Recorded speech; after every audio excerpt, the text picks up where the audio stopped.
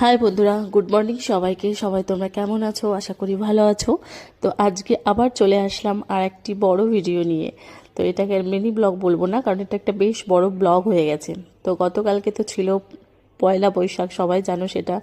আর সেটা কিছু বলার নেই।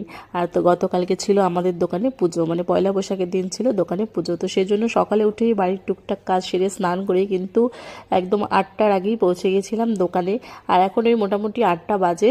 তো সব রেডি করতে শুরু করে দিয়েছি, কারণ 9টার দিকে কিংবা 8টা 9টার দিকেই বলেছিল যে ব্রাহ্মণ মশাই আসবেন, পুরোহিত মশাই। তো সেই কারণে সকাল 8টার আগে এসে আমরা কিন্তু শাশুড়ি বৌমা মিলে তোড়জোড় শুরু করে দিয়েছিলাম পুজোর জোগাড়ের। আর তোমাদের দাদাভাই বলেছিল সবার নতুন যে বছর 8টার আগে খুব চলে ভালো আসবে, কাটুক, তার জন্য সবাই আরো সুস্থ চলে থাকো, ভালো এসেছিলাম। থাকো। আর পয়লা বৈশাখের খুব খুব খুব আনন্দ করো। সবাইকে জানাই শুভ নববর্ষ আমার তরফ থেকে, তোমার দিদিভাইয়ের তরফ থেকেও, কারণ তোমার দিদিভাই কাজে একটুখানি ব্যস্ত। তো দোকানে আজকে আমার আছে পুজো পয়লা বৈশাখের।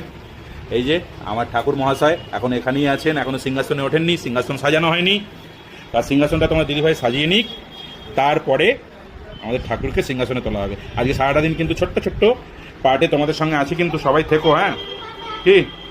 আর এই যে তারপর আমার মেয়ে দেখো সমানে আমার সঙ্গে আর ঠাম্মির সঙ্গে পুজোর জোগাড় করবে বলে বায়না করছে, আর কাজে হেল্প করছে। কাজে হেল্প করতে গিয়ে কখনো দুষ্টুমিও করছে। আর ছেলেকে বসিয়ে রেখেছি ফোন দিয়ে, কারণ ও দিদি হেল্প করতে চাইলে ও কিন্তু করতে চাইছে। আর তখনই বেঁধে যাচ্ছে গন্ডগোল। আর তোমাদের দাদাভাই কিন্তু সবটা একা হাতে বাজার ফাজার করে আগের দিনই রেডি করে রেখেছে।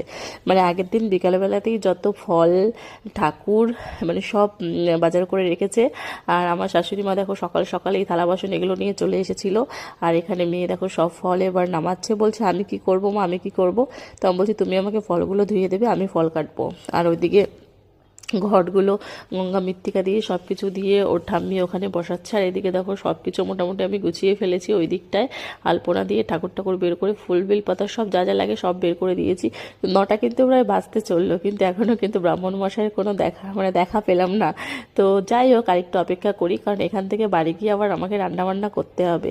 তো সেটাও একটা চাপ আছে, কিন্তু পুজোটা যত তাড়াতাড়ি হয়ে যায় তত তাড়াতাড়ি ভালো। তো এবার সব কিছু গোছানো হয়ে গেছে ওই দিকটা। তো ভাবলাম ফলগুলো কেটেই ফেলি, কেটে রাখি, যদি চলে আসে টাইম মতো।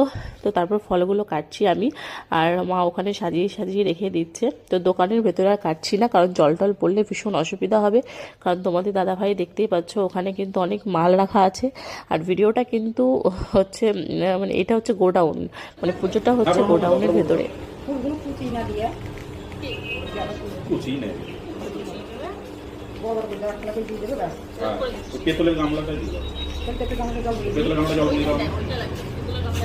তাহলে ওইটা